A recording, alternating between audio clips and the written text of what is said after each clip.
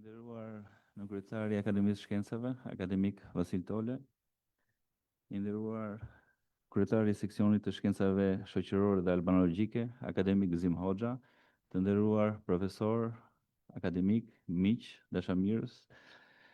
Jemi në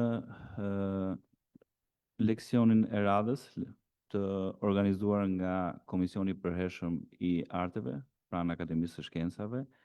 Aktivitetet leksion magistralis janë disa aktivitete periodike që ne i organizojmë në kuadër të evidentimit, promovimit të disa vlerave artistike, kombëtare që ne i kemi në shoqërinë tonë. Mund të përmend disa nga figurat shquara, siç janë dirigjenti dhe maestro Eno Koço, i cili ka mbajtur një leksion magistralis, kompozitori Thomas Simaku. Ditën e sotme kemi kënaqësinë të kemi artisten Abigaila Voshtina, e cila do të mbaj një koptesë mbi menaxhimin e teatrave, një ligjërat krahasuese ndërmjet drejtimit, interpretimit muzikor. Më lejoni të shtoj zonja Voshtina, një violiniste e shquar, e cila ka përfunduar liceun artistik në Tiranë, më tej për të vazhduar studimet sa në Tiranë, ashtu dhe në studimet e larta në Itali, për të kthyer, për të dhënë kontributin e saj të vyer si drejtoresh artistike e Teatrit Kombëtar të Operës dhe Baletit, më tej si drejtoreshe përgjithshme e këtij institucioni, duke ngritur në disa vlera shumë të rëndësishme institucionin në fjalë. Kam kënaqësinë dhe të bëj fjalën. Shumë faleminderit për ftesën, për mundësinë që së bashku të bëjmë një krahasim midis asaj që jemi ne sot, asaj që Europa ka dhe asaj që mentaliteti dhe kultura anglosaksone kanë ndërtuar ndër vite, disa pika reflektimi se çfarë mund të bëjmë më mirë, çfarë kemi më mirë dhe çfarë mund të huazojmë nga, themi, kjo diferencë dhe kjo kulturë. Kështu që unë po vijoj me atë që kam përgatitur dhe faleminderit edhe një herë për ftesën. Faleminderit profesor Vaso, faleminderit profesor Namik, edhe Denisit kolegut.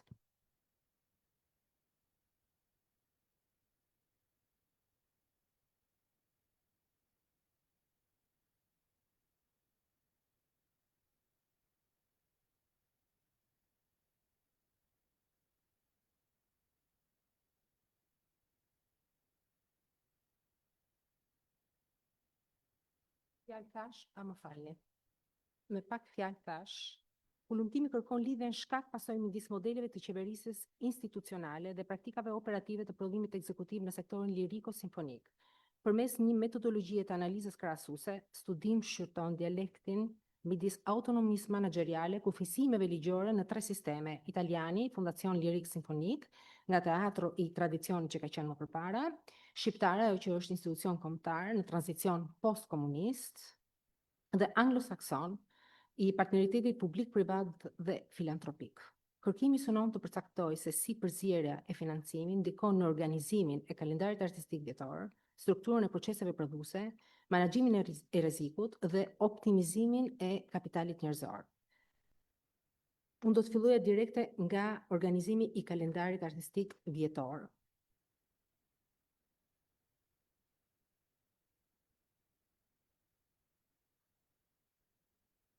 Fondacionet liriko-simfonike ka marrë si pik nyje teatrin më të mirë që Italia ka, që është La Scala. Planifikon repertorin në bazë të traditës dhe prestigjit institucional. Kalendari vjetor ka zakonisht 6 deri në 8 produksione të reja, plus reprizave të shpërndara përgjatë sezonit artistik. Vendimarrja e centralizuar nga sovraintendenti, që është drejtori i përgjithshëm, Këshilli i Administrimit dhe mbikëqyrja e Ministrisë Kulturës. Fokusi është balanca midis repertorit klasik, atë që ne njohim edhe shumë mirë në Shqipëri, që është Verdi dhe Puccini, dhe hapjes ndaj krijimeve moderne. Për sa i përket Shqipërisë, dhe këtu i referohem Teatrit të Operës dhe të Baletit, institucion kombëtar me repertor të planifikuar nga drejtoria artistike, po i kushtëzuar nga buxheti shtetëror. Kalendari vjetor me pak produksione të reja në krahasim me atë të Italisë, shpesh herë ka pasur 2 deri në 3 premiera plus rivënjet. Kjo vjen, siç e thash, nga kufizimet financiare. Vendimarrja është e centralizuar dhe me pak hapësirë për fleksibilitet. Fokusi, prezantimi i disa titujve ndërkombëtar dhe ruajtja e traditës kombëtare. Ky është fokusi që duhet të ketë teatri jon i operës dhe i baletit. Po të kalojmë te anglosaksonët. Këtu jam preferuar gjithmonë Royal Opera House dhe Metropolitan Opera. Kam dashur gjithmonë që paralelizmin ta bëjmë me atë që ne quajmë kombëtar, domethënë me fashën A që ne kemi të produksioneve. Kalendar të gjerë dhe fleksibël, kalendari vjetor ka 10 deri në 12 produksione të reja, shumë repriza, shpesh me sezon të plot prej 200-300 shfaqjesh. Vendimarrja më e decentralizuar me përdorimin e outsourcing, pra njerëzve ose kontratave të jashtme, jo brenda organigramës së teatrit, atë që unë them e quaj kontrata freelance. Fokusi është kombinimi i repertorit klasik me tituj modern, i mbështetur nga gërshetimi i të vjetrës me të ren, duke përdorur teknologjinë dhe strategjitë për të mbushur sallat. Pyetja që kam, sa kohë paraprakisht bëhet organizimi në këto 3 modele të institucioneve lirike simfonike?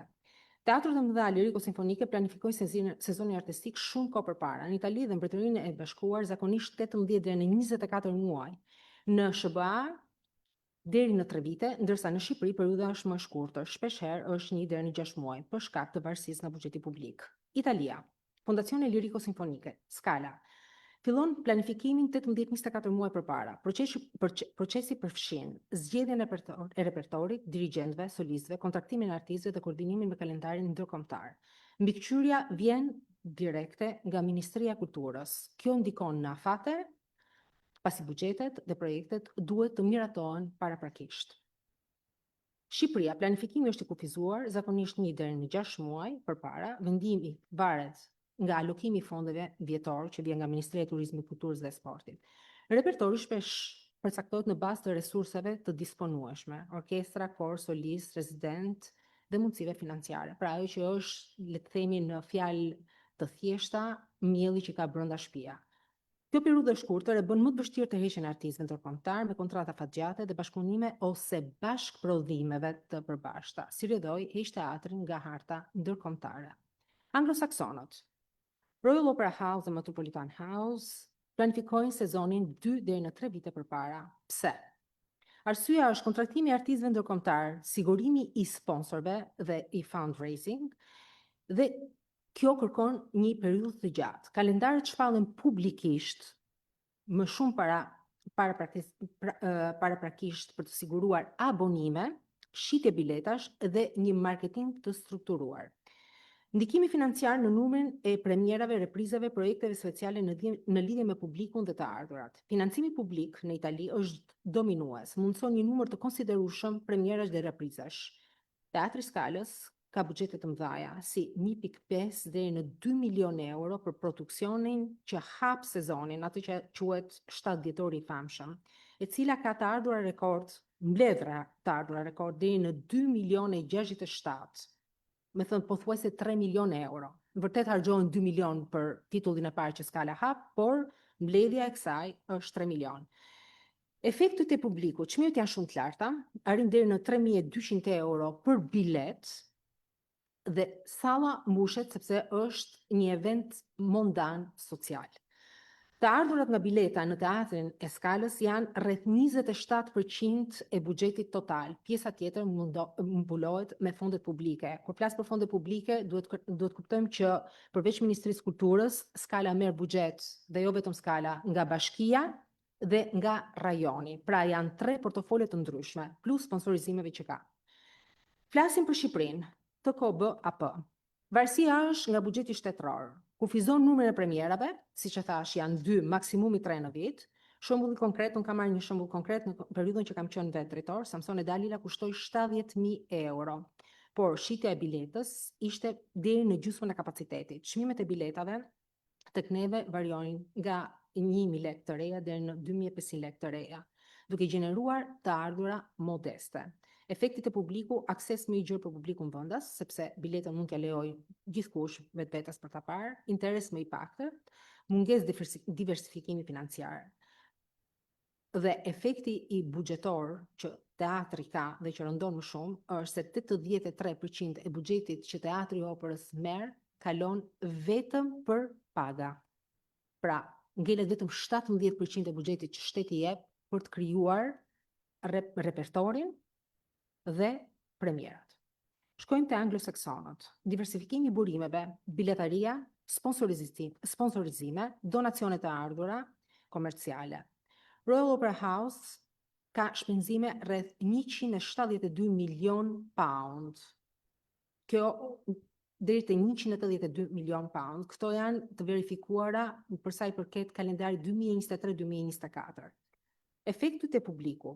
Përdorim i dynamic pricing. Çmimet përshtaten sipas kërkesës. Sa më shumë kërkesat ka, aq më shumë rritet çmimi. Është si puna e biletave të avionit low cost, për ta bërë sa më të thjeshtë diskutimin.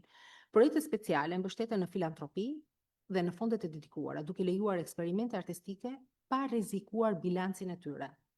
Balanca midis traditës dhe inovacionit. Italia është boshti kryesor i repertorit Verdi dhe Puccini me titujt klasik, që mbizotrojnë në kalendaret e tyre. Inovacioni futet përmes projekteve speciale, të komisionuara nga teatret dhe bashkëpunime ndërkombëtare. Shqipëria, tradita kombëtare, opera, balet, folklor duhet të jetë prioritet për shkak të rolit që institucioni është i vetëm kombëtar. Por edhe zhvillimi i titujve të huaj si efekt i pasojtë të epokës postkomuniste. Inovacioni është shumë i kufizuar dhe buxhetet dhe kapaciteti i prodhimit, por ka përpjekje për të sjellë tituj modern dhe bashkëpunime rajonale. Anglosaksonët, tradita ruhet përmes repertorit klasik, duke filluar nga Mozart, duke mbaruar te Wagner, por inovacioni është integruar në mënyrë sistematike. Kapitulli i dytë janë fundamentet juridike dhe modelet institucionale.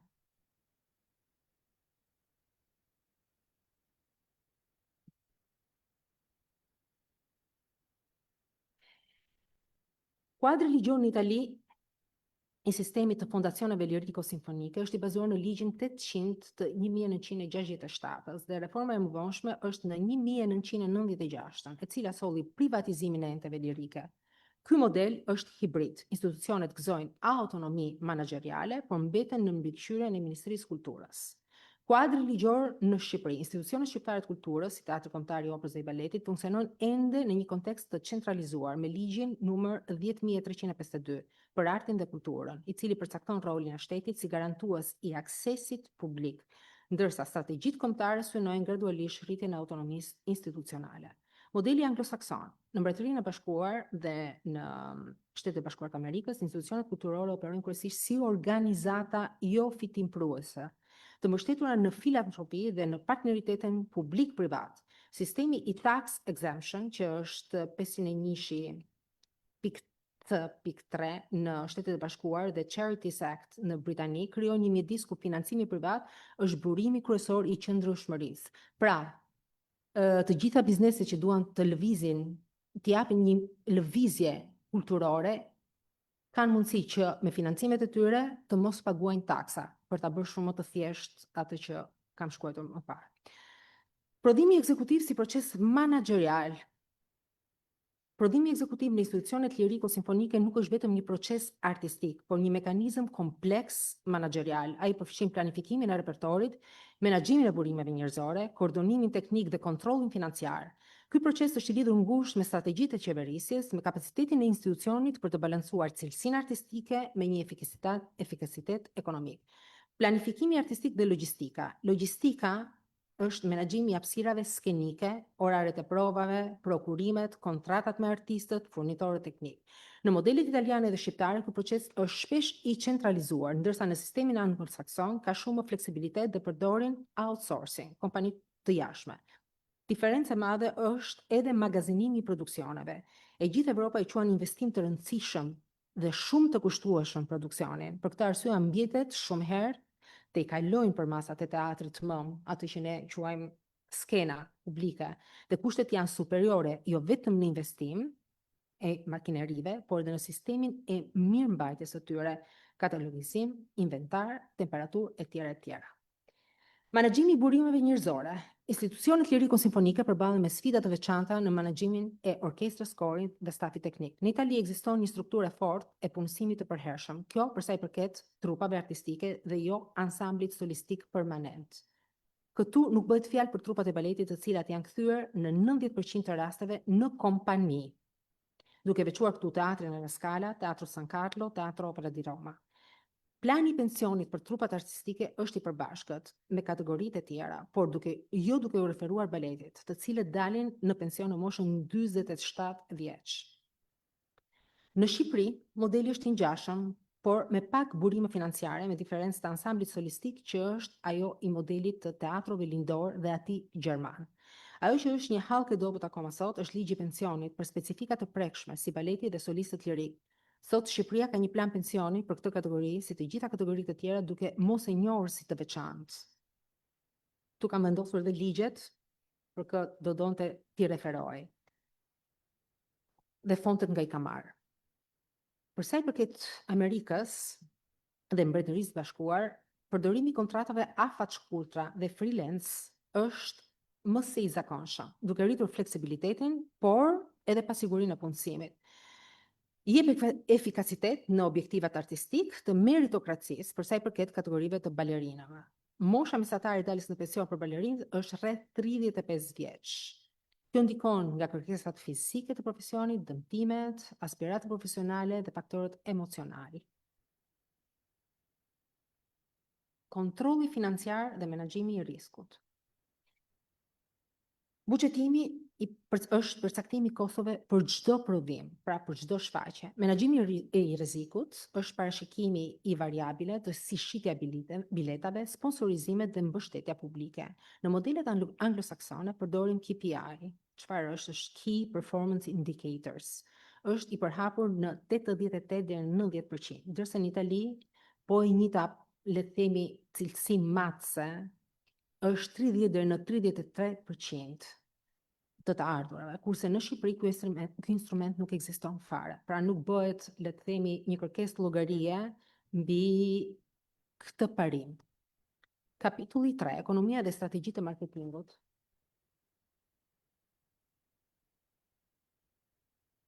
Pas kam dilur mbrapa.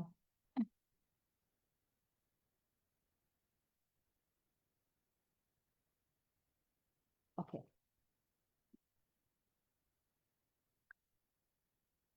Italia ka financim publik që mbetet burimi kryesor, ndërsa autofinancimi është ende I kufizuar.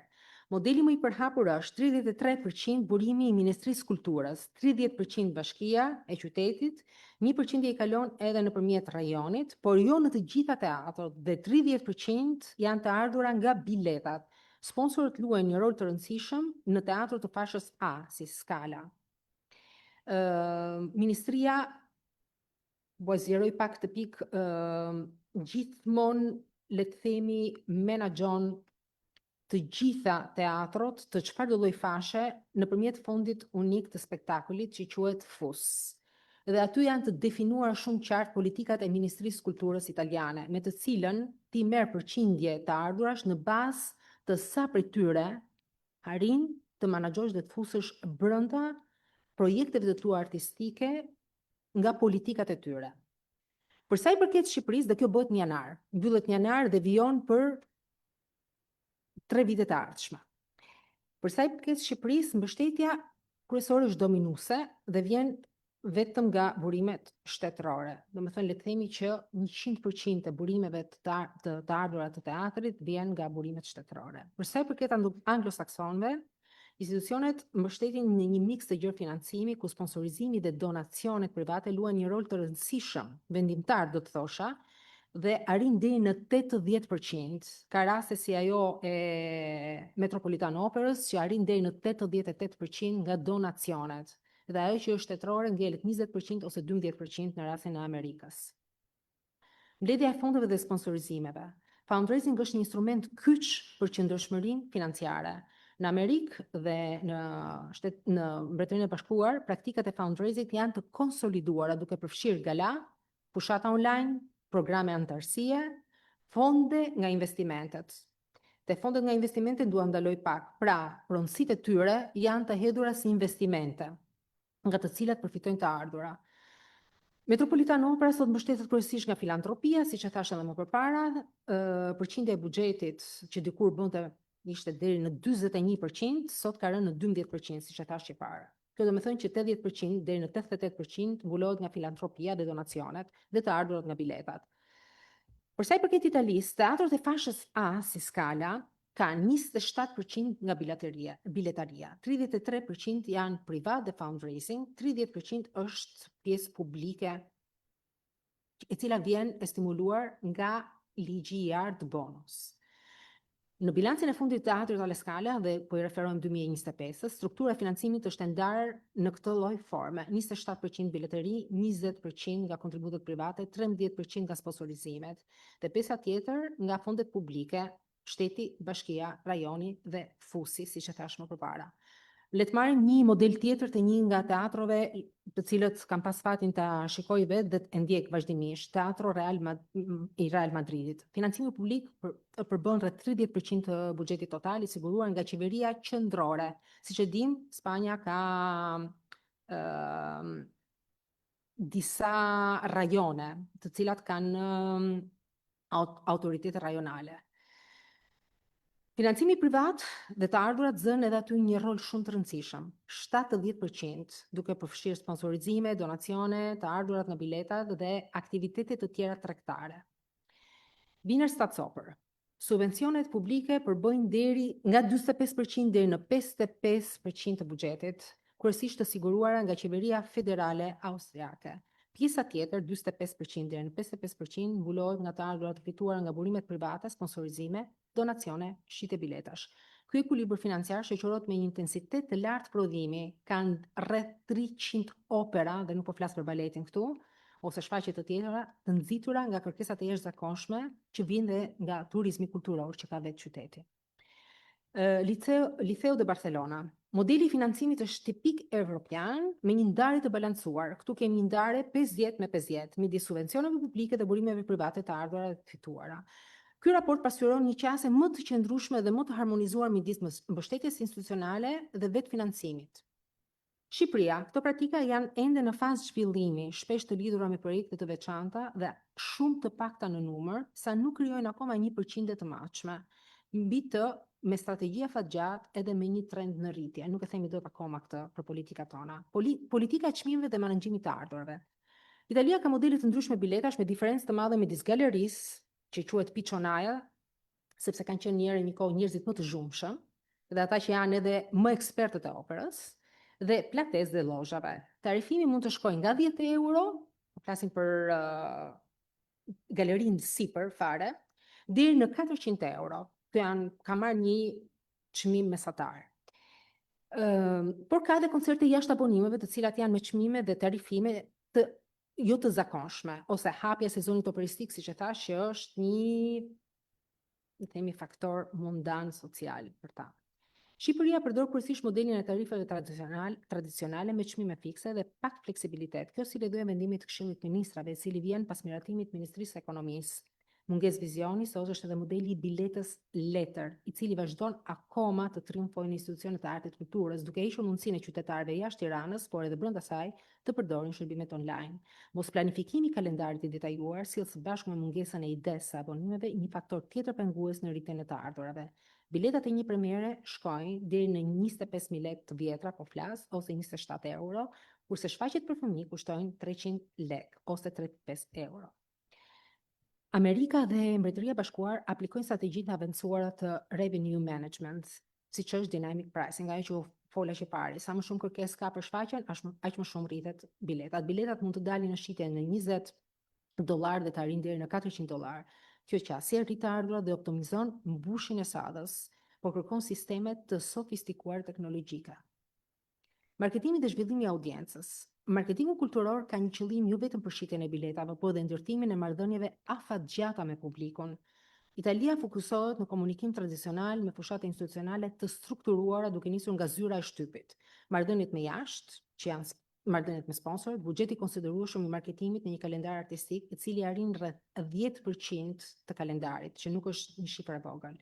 Kontrata për komunikimin dhe për punimet grafike, po flasim gjithmonë për skalën, janë rreth 1 milion euro për sezonin 2025-2026. Gjithmonë merr me një kompani outsource, pra nuk janë brenda për brenda teatrit. Buxheti vjetor i Fondacionit La Scala është nga 135 deri në 140 milion euro, sipas bilancit të skalës 2025. Shpenzimet për marketing, siç e thash, shkojnë rreth 0.7 të buxhetit total, pra 1%. Shqipëria është në fazë eksperimentale duke përdorur kryesisht rrjetet sociale për promovimin, por me persona të punësuar me rrok fikse. Në skenaret më të mirë ose personat outsource janë individ profesionist. Buxhetet në fushatat janë minimaliste, por kreativiteti nuk mungon, duke dhënë kështu një produkt final informues. Anglosaksonët kanë zhvilluar programe të strukturuara të audiencës duke përfshirë edukimin e publikut të ri dhe me segmentimin e tregut.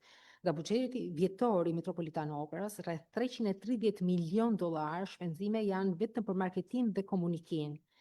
Janë zakonisht në intervalin 10 deri në 12 milion dollar, domethënë të ndara vetëm për marketimin dhe për komunikimin. Kjo e çon Amerikën në një segment prej 3 deri në 4% të buxhetit vjetor që përdoret vetëm për këtë pikë. Përdorimi i KPI në ekonominë e marketimit. Modelet anglosaksone përdorin atë që thash, më falni.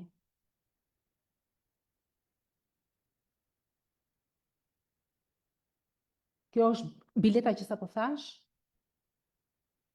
Vlera e biletës, maksimumi i tyre, politikat e rritjes. Ky është marketimi, zhvillimi i audiencës. Kosto totale.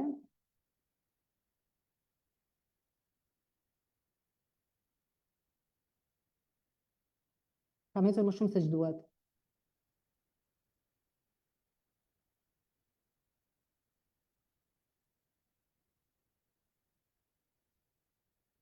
Ajo që po i thosha është, le të themi, bazamenti është Key Performance Indicator, i cili është përqindja e mbushjes së sallës, të ardhurat mesatare për spektator dhe kostoja e një shfaqje. Në Shqipëri këto instrumente janë ende në fazë eksperimentale, por përfaqësojnë një hap të rëndësishëm drejt menaxhimit modern.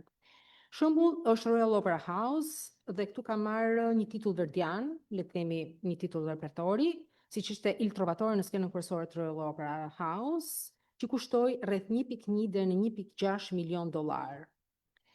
Raportet financiare menaxheriale të indikatorëve që ju thash më përpara janë kosto për produksion 1 deri 1.6 milion dollar për një operë amadore siç është Trovatore. Raporti mbushjes sallës 90% në sezonin kryesor. Të ardhurat nga biletat janë 30% buxhetit që shkojnë deri në 54.5 milion gjatë 2023-2024. Diversifikimi të ardhurave, kombinimi i donacioneve që janë 50.8 milion, pothuajse 51 milion të sponsorizimeve dhe të ardhurave komerciale, pra nga le të themi ato që janë pasuri e patundshme e tyre, është deri në 23 milion dollar. Investime kapitale janë rreth 250 milion të planifikuara për dekadat e ardhshme dhe renovimin e infrastrukturës, që është një tjetër pikë që ne nuk e kemi fare. Menaxhimi i riskut është përdorimi i dynamic pricing dhe krediti fiskal për teatru të balancuar me kostot dhe të ardhurat. Pra, ke të drejtë të kesh kredi për aq sa të ardhurat ti i jep nga bilancet e tua. Shembulli i skalës, kosto e një produksionit plot për operën që inauguroi sezonin 2025-2026 është vlerësuar midis 1.5 dhe 2 milionë euro, shifër që përfshin edhe 8 reprizat e planifikuara, pra jo vetëm shfaqjen e parë, por edhe 8 reprizat e saj. Në inauguracionin e sezonit në 7 dhjetor 2025, Teatro La Scala ka regjistruar një rekord historik të ardhura me të ardhura prej 2 milionë 679 euro, duke tejkaluar mbi 100.000 euro rekordin e mëparshëm. Pra po flasim në 2024 ka qenë 100.000 euro, kurse në 2025 kemi pasur rreth pothuajse 3 milionë euro. Siç u thash, biletat kanë qenë deri në 3.300 euro për vendet më të mira në platen kryesore. Bilanci i vitit 2025 është mbyllur me një rezultat pozitiv që ka pasur rreth 200.000 euro plus, ndërsa vlera e prodhimit ka qenë 133 milion euro në rritje, pra 3% më shumë se sa në sezonin më përparshëm. si është e matshme. Kostot e produksionit janë 1.5 deri në 2 milionë euro, po flasim për operën që hapi skalën. Ajo që të ardhurat që u morën kanë qenë rreth 3 milion, pra që këtu kemi një diferencë për 1 milioni. Çmimi maksimal i biletës e është 3.2, 3.3, të ardhurat totale nga bileteria kanë qenë 36.5 milion, pra 27% e buxhetit.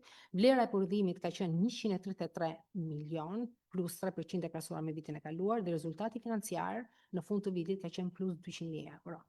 Shembull për Shqipërinë, po flas gjithmonë për Samson e Dalila, janë harxuar 70.000 euro.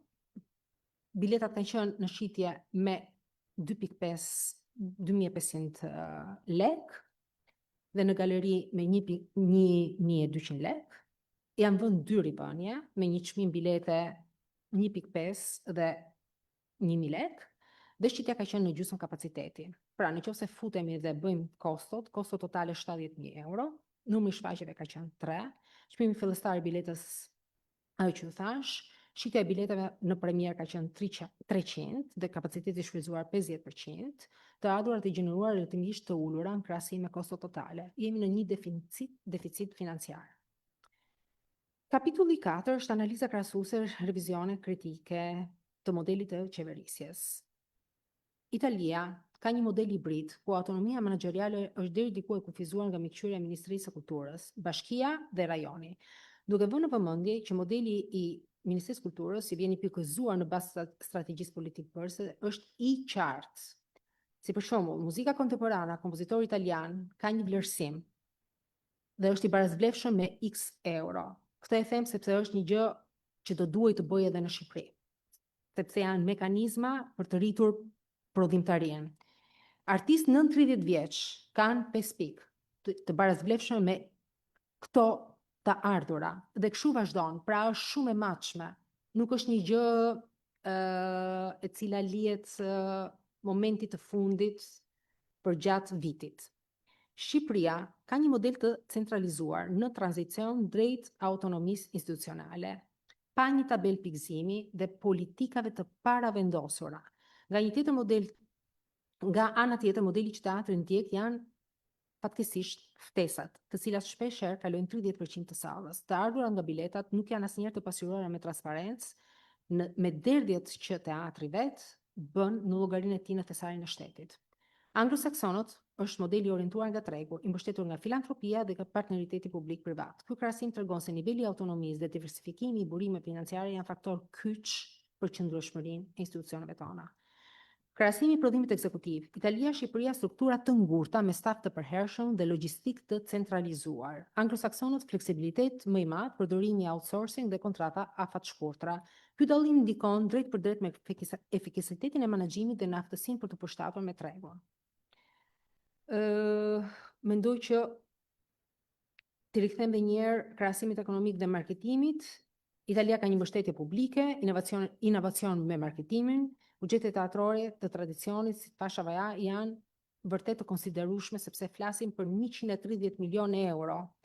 70.000 milion euro janë vetëm për trajnime. 30 milion euro janë vetëm për projekte speciale, ato që ne i quajmë teknologji e re apo eksperimente apo edhe le të themi punë të porositura që bëhen me kompozitorë të rinj. Shqipëria financim kryesisht shtetëror me përdorim të kufizuar të fundraising dhe marketimi vetëm nëpërmjet rrjeteve sociale dhe mediave lokale. Teatri Operës dhe Baletit disponon në 2026 një organigram me 248 artistë, disponon një buxhet pagash prej 4 milion deri në 5 milion euro dhe 600.000 euro për projekte artistike. Kjo është e 2026-ës. Teatri Kombëtar i Operës dhe Baletit, premiera dhe shfaqje artistike të zhanrit skenik, operistik, koreografi dhe folklorit kombëtar, dhe këtu kanë vënë 2022 sepse Ministria e Kulturës deri këtu ka transparencën le të themi e buxhetit që është përdorur, e cila ka qenë vetëm 300 milion lek të vjetra. Pra 300.000 euro. Anglosaksonët, përdorimi i avancuar i rivenuve të menaxhmentit, dynamic pricing, si dhe programet të strukturuara të audiencës. Shpenzimet të Royal Ballet dhe Opera, të Royal Opera House, kanë qenë 172 milion pound në 2023-2024, në rritje prej 17 milion pound krahasuar nga viti i kaluar. Sfida kryesore, inflacioni i lartë dhe nevoja për të zëvendësuar infrastrukturën e vjetruar të skenas. Të ardhurat u rritën me 182 milion pound nga 164 milion që kanë qenë, duke përfshirë donacione, sponsorizime, 51 milion nga 35 milion që kanë qenë, të ardhura komerciale 23 milion nga 21 milion që kanë qenë, bileteria 54.5 milion nga 52.6 milion që ka qenë, pra mbi 30% të totalit. Presione shtesë janë 1.5 milion çdo vit nga rritja e kontributeve të sigurimeve shoqërore, 1.6 milion çdo vit për shlyerjen e UHAS së Cultural Recovery Fund. Investimet të domosdoshme kanë qenë 60 milion në 3 vitet që pretendohet ketë në 3 vitet e ardhshme, nga 250 milion në dekadën e ardhshme për të siguruar funksionimin e skenas. Pra, ata kanë një fond të dedikuar vetëm për mbarvajtjen e skenas. Strategjinë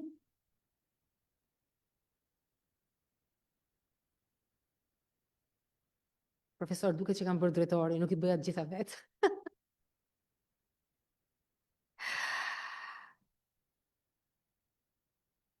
Strategjia është reduktimi i prodhimeve të reja për të ruajtur ekuilibrin financiar, por me mbështetje me kredi fiskale për teatrot, për të rifilluar angazhimin me krijime të reja. Pra siç u thash, kanë një outsourcing për sa i përket mirëmbajtjes së skenës së tyre. Revizioni kritik të bilancit. Analiza e bilanceve midis burimeve njerëzore dhe kalendarit artistik kanë nxjerrë në pa. Italia dhe Shqipëria kosto të lartë të personelit në varësi nga financimi publik. Shqipëria çmime të ulta për publikin, por kapaciteti kufizuar për autofinancim në buxhetin total të teatrit. I vetmi institucion operistik kombëtar. Buxheti i pakave zë 83% të shpenzimeve vjetore të fondit të alokuar nga Ministria e Turizmit, Kulturës dhe Sportit. Anglosaksonët përdorin mbështetjen kryesore që është KPI si fill rate, kosto mesatare për spektator, shpenzime për shfaqje, duke mundësuar menaxhimin më efikas. Italia ka rreth 65% të buxhetit për personel, edhe Italia e ka goxha të lartë. Shqipëria, 83% e buxhetit shkon për paga, duke lënë hapësirë shumë të kufizuar për inovacione dhe projekte artistike. Anglosaksonët kanë 50% të buxhetit për personelin dhe pjesën tjetër të diversifikuar nga bileteria, sponsorizimi dhe donacionet. Interpretimi i bilanceve. Italia, Shqipëria varësi e fortë nga financimi publik me struktura të ngurtha dhe pak fleksibël. Shqipëria çmime të ulta të biletave, mungesë të fundraising, të cilët e bëjnë të pamundur mbulimin e kostove, dhe anglosaksonët përdorimin e KPI, që është fill rate, kosto mesatar spektator, shpenzime për shfaqje, të cilat lejojnë menaxhimin më efikas dhe afatgjatë. Do të shkoja te konkluzionet finale.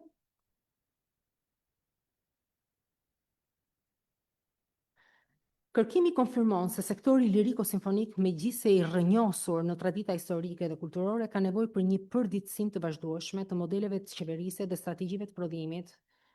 Analiza krahasuese ka treguar që Italia mbështetet ende fort në financimin publik, por ka nevojë për reforma që rrisin autonominë menaxheriale e partneritetin publik-privat. Shqipëria gjendet në një fazë tranzicioni ku zhvillimi i kulturës, fundraising dhe rritja e kapaciteteve menaxheriale janë domosdoshmëri për të siguruar qëndrueshmërinë.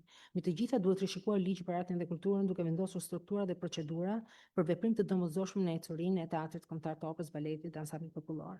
Anglosaksonët ofrojnë një model të avancuar, të bazuar në diversifikimin e burimeve financiare, përdorin KPI, fleksibilitetin e strukturave organizative, por duhet të ruajnë ekuilibrin midis logjikave të tregut dhe aksesit kulturor për publikun e gjerë. Në përfundim, studimi nënvizon rëndësinë e standardizimit të indikatorëve të performancës, për krahasimin ndërkombëtar, zhvillimet të rrjeteve ndërkombëtare për shkëmbim të praktikave sa më të mira, investim në edukim në publikut dhe audiencës, si garanci për përfshirjen sociale dhe qëndrueshmëri më të gjatë të këtyre institucioneve. Ky kontribut synon të ofrojë një bazë teorike dhe praktike për reformimin e institucioneve liriko-simfonike, duke vendosur ato në një perspektivë moderne, të aftë për të përballuar sfidat e shekullit të 21. Faleminderit. Shumë faleminderit zonja Vështina për këtë ligjërat kaq interesante për sa i përket analizës krahasuese të sistemeve menaxheriale të teatrave në Shqipëri, por dhe në Itali dhe në Mbretërinë e Bashkuar. Në vazhdimsi kemi një moment pyetje përgjigje, nëse dikush nga audienca ka ndonjë pyetje.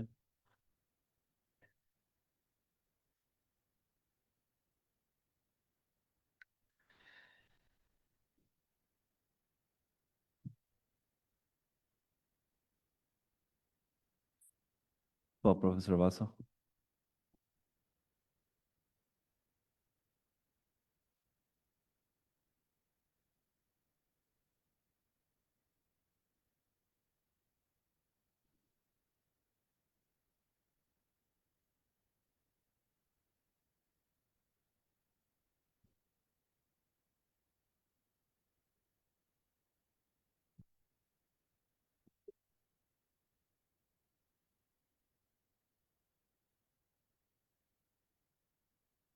Abi, dëshiroj që të falenderoj dhe të përshëndes për këtë prezantim, jo thjesht si Vaso, po edhe në emër të Komisionit të Artit. E ndoqë me shumë vëmendje dhe nga sa kuptuam ishte një lloj skaneri për të parë mënyrën se si funksionojnë teatrot, më së pari në vendin ku opera lindi, pra në Itali, sigurisht në kontekstin shqiptar, por edhe atë të botës anglosaksone, pasi dihet që ata kanë një model tjetër dhe këtu u bë shumë e qartë mënyra e funksionimit.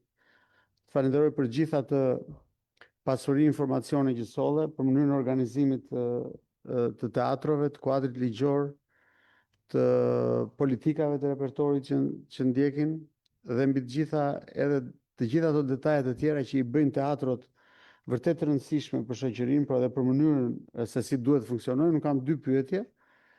Pyetja e parë është që gjatë punës që ka bërë sa i përket përgatitjes së këtij materiali, kemi ndonjë, le të themi, ndonjë shifër se si qëndron raporti i veprave skenike, opera, balete të traditës me repertorin bashkëkohor për të gjitha teatrot, në rast se kemi një, pra ç'do thotë ne në Itali apo në Mbretërinë e Bashkuar e Amerikës. Dhe e dyta, është e qartë nga analizat që bëre, po edhe nga përvoja që kemi tashmë të dy si ish drejtor të Teatrit të Operës, që kryesisht Teatri i Operës në Shqipëri funksionon si teatr shtetëror, në kuptimin i buxhetuar prej shtetit në të gjitha elementet e tij. Kam parasysh godina, shpenzimet që bën, rrogat, dhe duhet përshëndetur fakti që ka një përmirësim në pagesat e artistëve, po keni ndonjë shpjegim se pse është kaq i ulët deri në nivelin e më minimal të mundshëm financimi për premierat e reja, domethënë keni ndonjë ide për këtë gjë? Faleminderit. Atëherë, për sa i përket tradicionit, opera, do me thënë ajo që quhet tradicion operistik, duke filluar nga, le të themi, Handel, duke vajtur te Wagneri, do të thosha që modelet e teatrove janë shumë të ndryshëm, edhe brenda Europës. Ajo që vjetre në Itali është akoma një dëshirë e madhe estetike për t'i qëndruar libretit shumë besnik. Gjë që po të shkojmë në Gjermani, nuk do të kemi të njëjtat, le të themi, të njëjtat qasje kulturale.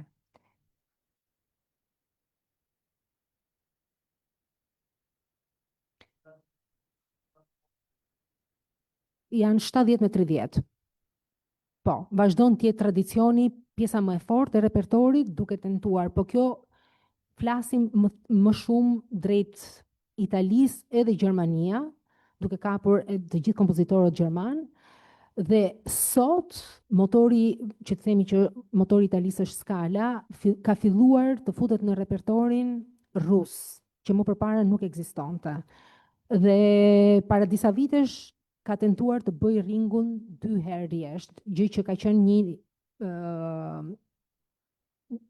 gjë e re për sa i përket repertorit italian. Edhe në Spanjë do thosha që edhe ata kanë filluar të tentojnë, sidomos Teatro Real i Madridit, disa nga veprat, siç ishte Unda e Shostakovit, që ishte një gjë totalisht e re, edhe Anglia. Pra, jemi akoma te tradicioni. Dhe 30% janë ato që janë veprat e reja, kompozitorët e rinj, modern të sotëm dhe vënjet skenike të reja, duke llogaritur dhe një fakt tjetër që kanë edhe mundësi teknike shumë më të mëdha se ç'kemi neve këtu në Shqipëri. Për sa i përket pyetjes së dytë, do thosha, atëherë Shqipëria ka dy faktorë. E para është faktori kulturor, që unë mendoj që mbas komunizmit Shqipëria ka akoma dëshirën e zjarrt të ketë një klasicitet të bukur skenik. Pra e pranon modernën, po e pranon me përqindje shumë të vogla. Dhe këtë e kam vënë re kur kemi bërë Dancing Contemporan me Angelin Prelocaj, që mund të ketë qenë në sallë më pak se 30% e publikut. Pra, moderniteti, nëse flasim për baletin Liçeni i Mjellmave, të gjithë pretendonin të shikoni Liçenin e Mjellmave klasik, dhe jo atë modern të Angelin Prelocaj që po flasi për një koreograf shumë të njohur, dhe jo aq modern sa që është sot Denci.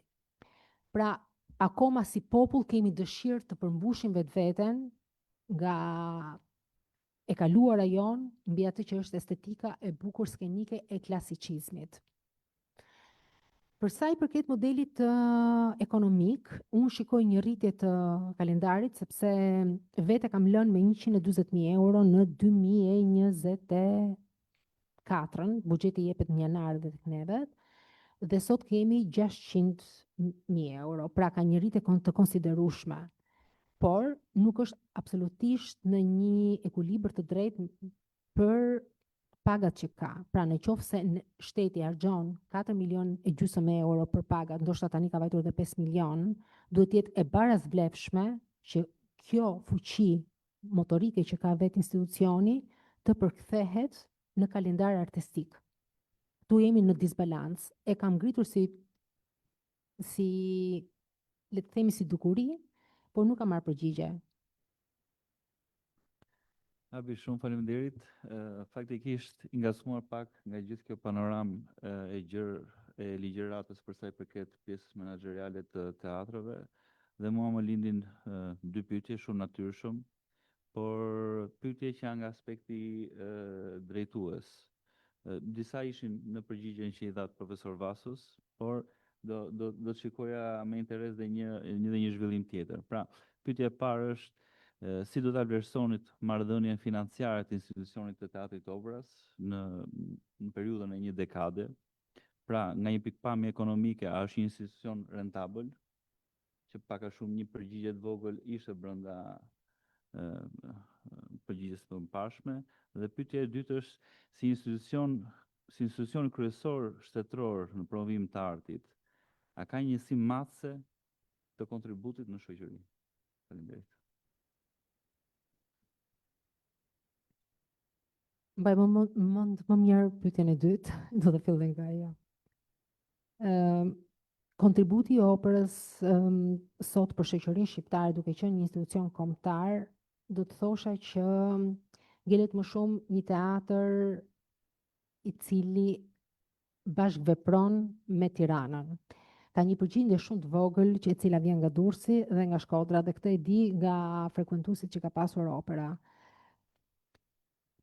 Vetë kapaciteti i sallës, e cila ofron 740 vende, është sot që flasim me banorët që Tirana ka, nuk e kryen funksionin e vet. Nuk do të thosha që është kombëtar. Dhe për ta zgjeruar më shumë këtë, dhe meqense jemi lindje dhe gjithmonë lidhemi me ato shtete që janë komuniste, do ta hedh vështrimin drejt Bullgarisë, e cila sot që flasim ka 5 teatro kombëtar. Rumania ka 4. Ne jemi vetmi shtet që ka vetëm 1. Pra, funksionin kombëtar, për mendimin tim si ish drejtuese, nuk e kryen. Pyetja e parë ishte marrëdhënia financiare. Marrëdhënia financiare Që institucioni Topit ka patur në periudhën e një dekade. Pra, edhe para jush, por edhe pas, si është rentabël si institucion? Fatkeqësisht jo. Që Topi të ishte rentabël, duhet të ketë dy mekanizma. Mekanizmi i parë është autonomia për dhënien me qirata ambienteve që ka, të cilat kanë një tarifim shumë të ngurtë të pjesën dhe është me vendim të Këshillit të Ministrave. Është ngritur mbas riabilitimit që është bërë infrastrukturës së Tobit, po prap ngelet shumë i vogël me ekonominë e tregut që kemi ne sot. Dhe faktori tjetër është faktori biletave. Ngelet akoma një problem, e para mos mundësia për të pasur një abonim të atyre njerëzve që janë pjesë e operës dhe baletit dhe ansamblit, një abonim të pjesëm apo një abonim të plot, e cila siç e thash edhe më përpara vjen edhe nga faktori i kalendarit artistik. Do me thënë janë disa parametra të cilat nëse nuk kërkohen dhe në të cilat nuk përshpejtohet në kohë, do të jetë gjithmonë shumë e vështirë, sepse në fondi i Ministrisë të Rinë në janar të vitit që vjen, presupozohet që ti bën një kalendar i cili bazohet mbi dëshira dhe jo mbi një faktor financiar. Shumë faleminderit Abi. Nëse Faleminderit. dikush tjetër ka ndonjë pyetje, është i lirë. Në të kundërt, aktivitetin e quajë të mbyllur. Shumë faleminderit për prezencën.